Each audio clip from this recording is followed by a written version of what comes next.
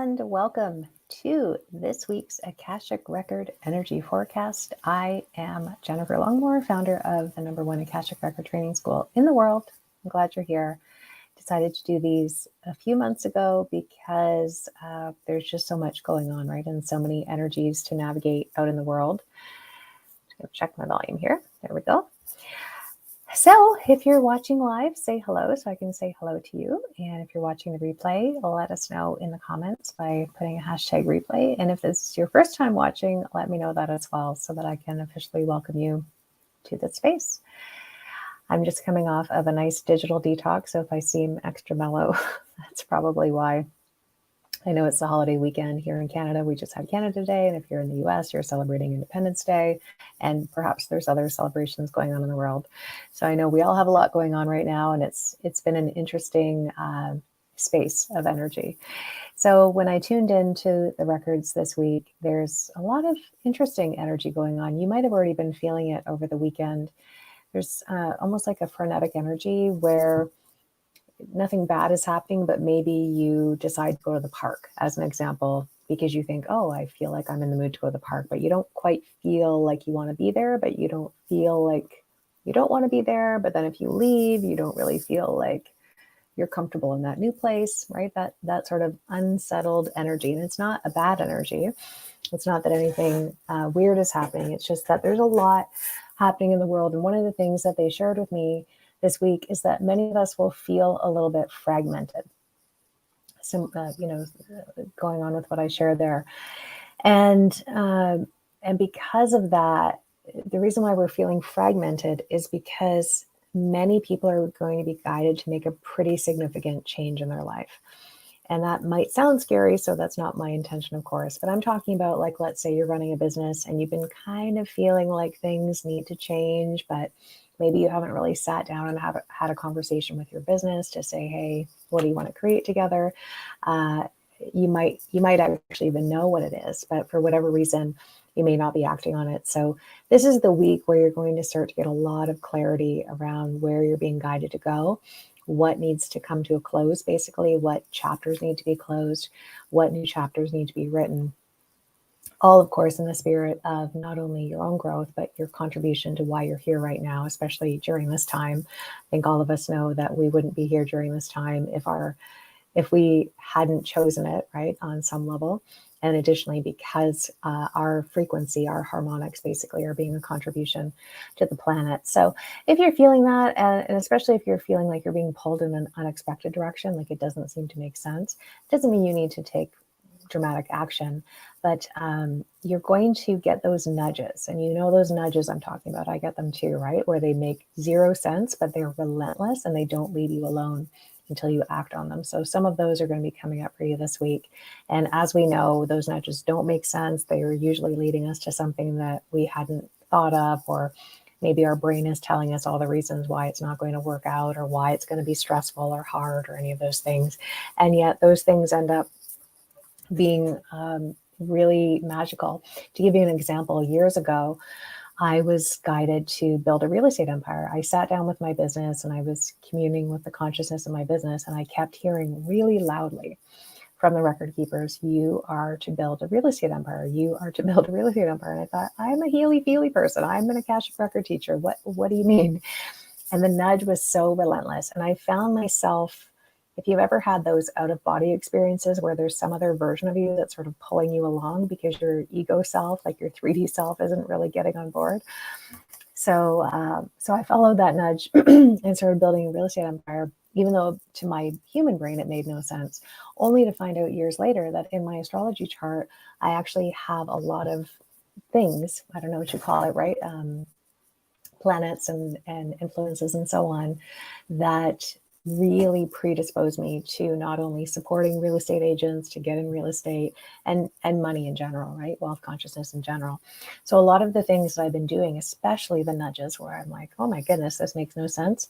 Inevitably, I found out many, many years later, right, that in fact, that was built in my chart. So no wonder my chart was sort of pulling me along. Now, I'm not saying astrology is the be all and end all, right? And I know people have different opinions about it, but I do think it's kind of interesting validation. So point being is that a lot of that will be coming up this week. And it, like I said, it may not make sense to your human brain, but just, give yourself permission to be in the mystery of that and to get curious about that and see how that plays out for you. The other thing that they're showing me this week is that there's a lot of adrenal fatigue going on. They called it adrenal overload, actually. And that's not surprising, right? We've been going through a lot. We've been processing a lot. There's a lot of things to care about, and only so much bandwidth and only so much time, right, to focus on these things. And so they're encouraging a lot of rest this week. Rest has come up a lot over the last few months, I would say. And usually when I share that, people say, yeah, I definitely need a rest. And if anything, the Great Awakening is really teaching us to prioritize, right? And really figure out, where is our energy going to go? Where is my energy best spent? Where is my attention best spent? And forcing us to get away from a lot of the shoulds, a lot of the guilt feelings, right? Of I should be doing this, or obligatory things, or things that are rooted in nostalgia. We're doing it because we're trying to keep the peace, or any of those kind of things, right? That's the kind of stuff that's going to be creating adrenal overload right now, doing all the things that we don't want to do, and really focusing on the things that light us up, right? And joy is one of the highest frequencies we can be in. So this is all in the spirit of helping you be in your natural resting state, which of course is joy. And to that end, they're saying, take time to be with what really matters to you. Like, really give yourself permission to spend the majority of your time, if not all of your time, if you can, doing things that really matter to you. Things that make you feel like you're either making a difference, or being a contribution to you, or a contribution to your body, your family, things like that. One of the things, so I usually ask them a series of questions, what are we being asked to master this week? And they said forgiveness. Of course, we all have different definitions of forgiveness and what that really means. And inherent in the word forgiveness we kind of live in the right and wrong continuum when we're in forgiveness, right? Because then we're already judging something to be good or bad, right or wrong, all of the things. But from a cutting the cord perspective, this is an opportunity to look at, let's say someone wronged you 10 years ago. Can you give yourself permission to be in a place now where you look back on that time and forgive yourself potentially for calling that person into your life? I'm not talking about extreme things, by the way, where we're having like extreme violations. I'm talking about sort of typical misunderstandings, backstabbing, gossiping, things that are toxic, right? But not necessarily hugely detrimental or violating to someone. Those kind of forgivenesses I'm being shown. A lot of the where we almost keep a scorecard, whether we know it or not, of all the people that have wronged us or offended us or things like that.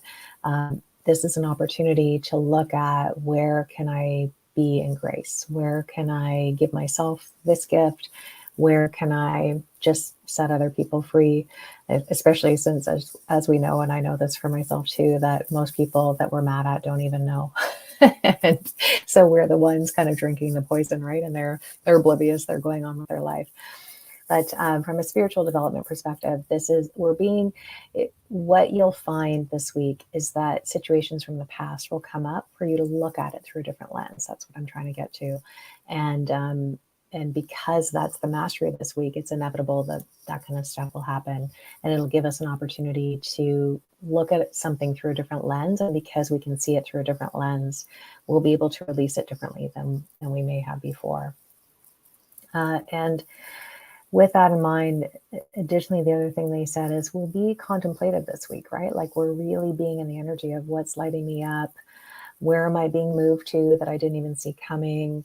What's working for me? What's not working for me? What's going to get my energy? What's not? Various things like that. And the other piece is, and this ties into forgiveness on some level, but this will also be spiritual mastery this week, where they specifically said, guard yourself against the opinions of others. People will feel compelled to offer them up this week without solicitation. And it can be simple things like, hey, you should do your hair this way, or I wish you were more this way, or whatever it is, right? It doesn't even have to be anything big, but people are going to feel compelled to share their opinions a lot this week, unsolicited. And so just be mindful of that, right? Because we can sometimes unconsciously take that stuff in. Or if we're scrolling on social media and maybe we're in our theta brainwaves and we're a little more suggestible, we're a little more, we're picking stuff up and it's going into our consciousness and we don't even realize it. We just want to be mindful of that this week, that we're not allowing the opinions of others to weigh on us, to give them more credit than maybe they deserve, right? Like a stranger on the internet, for example, is going to get a far different, the weight of their opinion is going to be taken into consideration far differently than someone that I actually know and whose street cred, so to speak, I respect, and that kind of thing. See what I'm saying? So not all opinions, as we know, are created equal. Not all opinions are coming from a place that is of high service and a contribution. And a lot of times they're projections. And then on top of that, most people that give opinions that are unsolicited, that's their need. And for people that feel compelled to do that a lot, if they're really living from a place of need, then that makes them needy, right? And so we don't need to take opinions from needy people. Let's see. They want us to remember, despite all of this sort of, how do I word it? We're going to feel a little wobbly this week potentially, and this is why we want to be mindful of it so that we can take extra grounding practices and so on. They really want us to remember that our presence is necessary. Simply our presence in being here. That is the contribution. It's a contribution to our growth. It's a contribution to others. And they really want us to remember that, because when we feel a little bit unsettled, when things are changing, when we are being guided to go in a different direction, we can feel a little destabilized. And in a feeling of destabilization, our unconscious pattern may be to do. We kind of do our way through things. Doing can be a distraction, right? It can make us feel like we're moving energy. It can convince us that we're doing things that we're not actually doing, right? But like I said, it can be a distraction, or it can be almost like a filler. Sometimes we don't know how to just be in the mystery, and we don't know how to be in the wobble. And so our way through that a lot of times can be through doing. But they want us to remember that our presence is more than enough, and just lean into that. Just lean into that knowingness and not try to do anything with that. Just be in that energy. Another thing which I found really interesting, and I don't entirely know where it's coming from, but they said that there's an uptick in radiation that's being sort of spread around, right? So I'm not sure if it's coming from the devices. It kind of felt like it is. But I mean, it could be in the ethers. It could be coming from devices that are invisible to us that we don't even see. But we don't have to do anything major for that. Just set the intention to have some energetic shielding.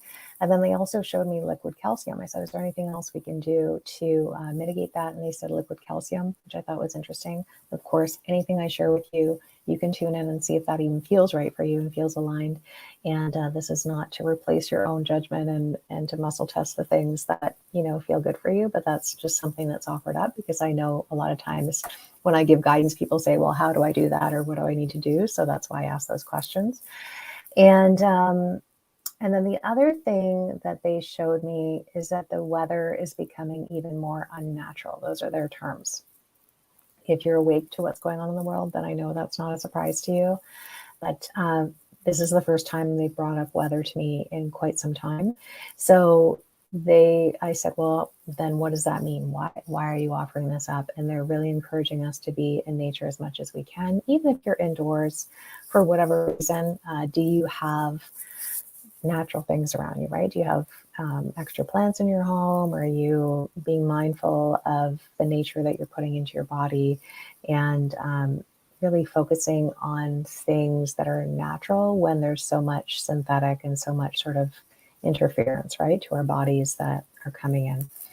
So overall, it's going to be an interesting week. And, if you can be present, if you can rest, if you can allow yourself to be contemplative, be in the mystery, just be in an energy of curiosity, release the stuff that's being asked to be released, be really mindful of your consciousness and not letting other people's opinions come into your field in a way that might throw you off kilter. really give yourself permission to focus on what matters instead of the things we should do, right? The obligatory things, the nostalgic things.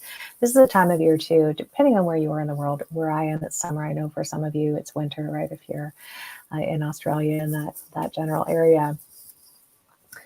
But here, we're outdoors a lot more, and there's a lot of sort of obligatory things that can happen. Summer can bring up nostalgic energy for a lot of people, especially this holiday weekend, for example.